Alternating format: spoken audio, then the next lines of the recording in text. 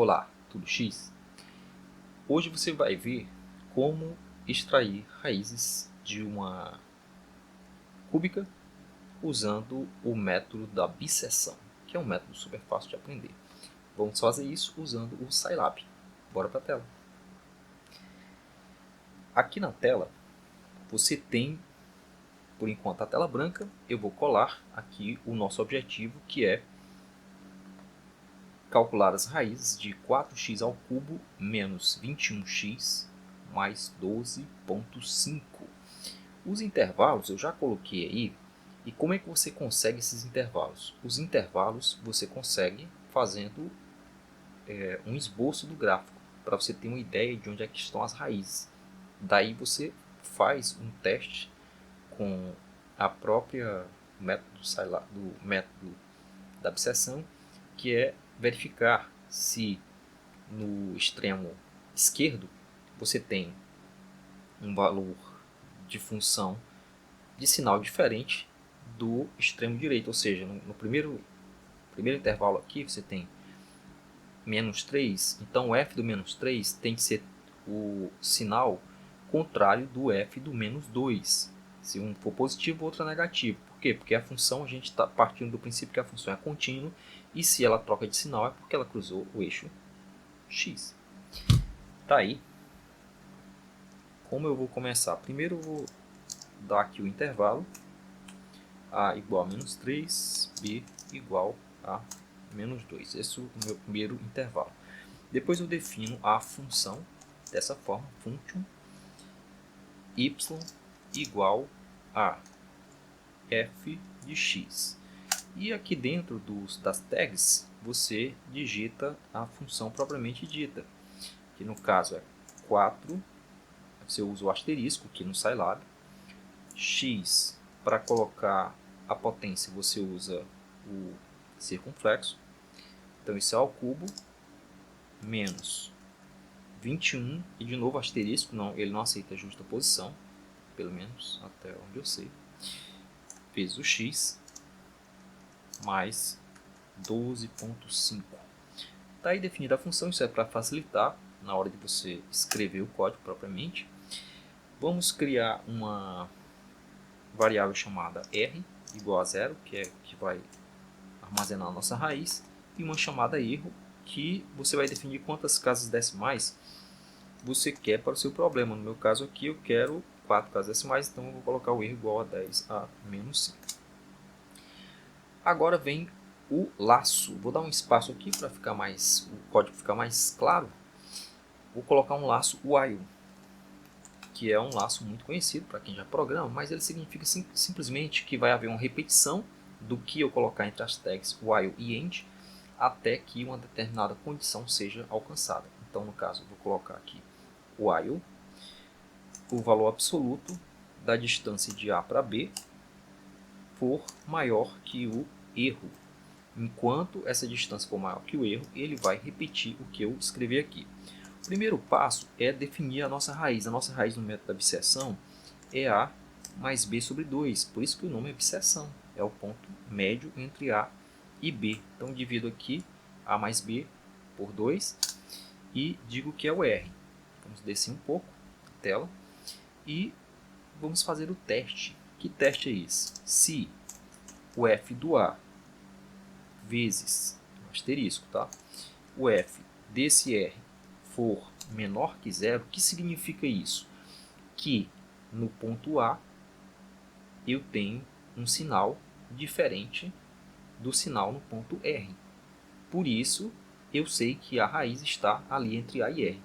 Como a raiz estava antes entre A e B, e agora eu vi que está entre A e R, significa que eu posso diminuir o meu intervalo, que antes era de A até B, e agora ele vai ficar de A até R. Como que eu faço isso? Eu coloco o valor de R dentro do B, ou seja, substituo o valor do B antigo por um B novo. Só que isso pode não acontecer, pode ser que os sinais de f de A e f de R sejam os mesmos. Bom, mas se a raiz estava entre A e B, eu cortei o intervalo ao meio, e ela não está de A até R, ou seja, na primeira metade, mas ela estava antes, no intervalo todo, só resta uma opção, ela está na segunda metade. Por isso eu coloco aqui um else, que é exatamente a contradição, caso aquilo ali não seja satisfeito, porque ela está do outro lado. Se ela está do outro lado, quem vai perder a posição é o A. O A passa a receber o valor de R, e aqui eu finalizo colocando o end, porque se não colocar esse end aí vai dar um erro. Esse end é do if, e esse outro end aqui é do while. E agora eu vou mostrar a raiz nesse intervalo, disp R.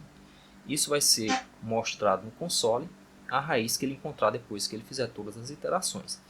Daí, como eu defini a tela para focar apenas no script, eu vou precisar trocar para outra tela, e você vai notar um pequeno corte aí para eu poder ir para o console e executar o código.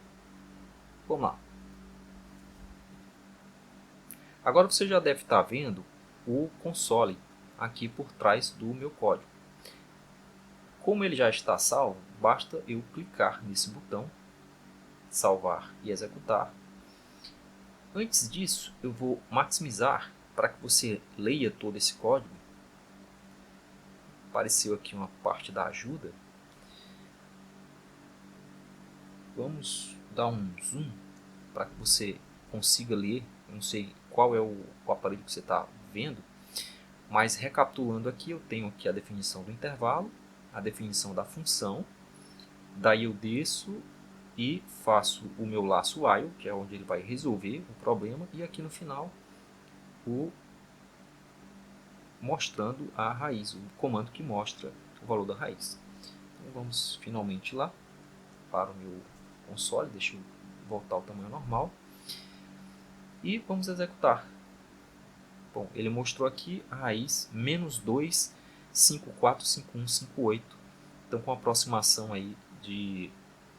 você tem que ele você vai usar aqui até a quarta casa decimal, então você vai arredondar para 52, você vai usar a raiz menos 2,5452.